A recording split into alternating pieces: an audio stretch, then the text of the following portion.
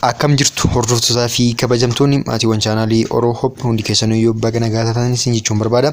Baga nagaan gara chaanaal kootis dhuftan isin jedha. Raantan ammoos kan isiniif qabadhee dhufe karaa YouTube keessanii isin ittiin banattanii fi iimeelii keessanii ittiin banattanii akkasuma qarshii ittiin YouTube irraa argattanii fi YouTube chaanaalii karaa ittiin banattan kan isinitti argisiisuuf ta'a jechuudha. Marmaatiin afaan bu'aa akkasumas chaanaal keenya subscribe godhaa, like godhaa, share godhaa. Beeksisa kana godhuu dandeenya.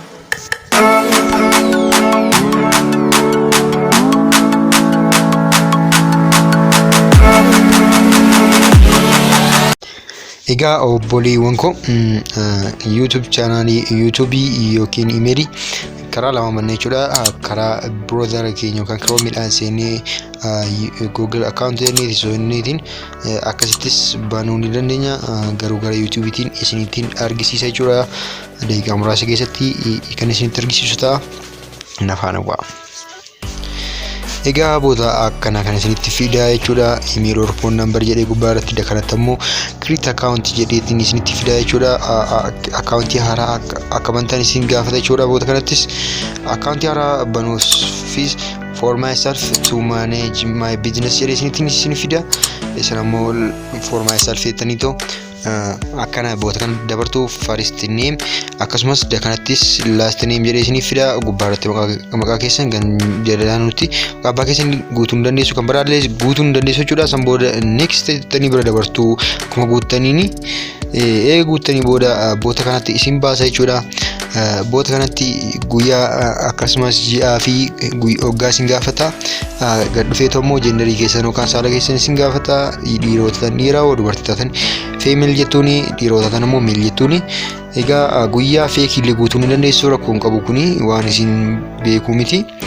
San booda next gootanii bira dabartu akkanatti isinii fida. Imeelii mataa keessanis create gochuu ni dandeessu, kan inni isiniif kennillee gootanii next gochuu ni dandeessu. San booda password akka galchitanii isin gaafata jechuudha. Asirra galchitanii san booda password galchitanii dabartanii as dhuftu jechuudha. Sagal jettaniillee jalqabuu ni dandeessu. Lakkoofsa galchuu barbaadan baatanillee skip jettanii bira dabaruu ni dandeessu. As dhuftanii walii galtee gochuu qabdu. Agree jettanii jechuudha. Boota kana But I agree jedhu kanatu tuqaastu al takkaaf barbaadeetoo gamanatti gara YouTubetti isin baasa. Imeeliin keessan create isiniif ta'ee jira jechuudha. Gubbaa kanarratti akkuma argitan subscribe gochuu ni dandeessu, akkasumas likes gochuu ni dandeessu. Garuu immoo imeelii hin qabaanne yookaan imeelii hin qabaanne chaanaala kamiyyuu subscribe gochuu ni dandeettanii sign in isin jedhee isin gaafata waan ta'eef, amma immoo gara YouTube chaanaalii keessan create gottaniitiin qarshii irraa funaanatti argattan isiniif kan himu ta'a jechuudha.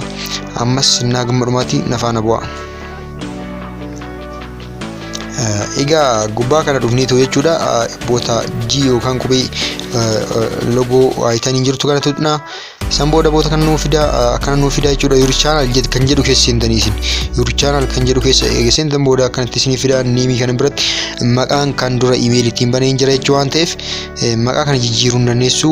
Maqaa chaanaalii keessan kan ittiin bantan yoo barbaadan akkasuma dhiisuu ni dandeessu. Ana marraa balleessitoo emme godheetoon isinittiin argisiisa jechuudha. Qubee maa jechuudha. Qubee maadhaan banee jira. Egaa akkuma argitan description kan jedhu irratti illee description keessan barreessuu ni dandeessu. Egaa boodaaf hundaayyuu akkaataa baanar irra kaa'atanii fi akkaataa logo irra kaa'atan akkasumas Chrome keessaa wantoota YouTube studio keessatti sirreessan kan isiniif qabadhee dhufuu ta'a. Ammasitti nagaan naa tura.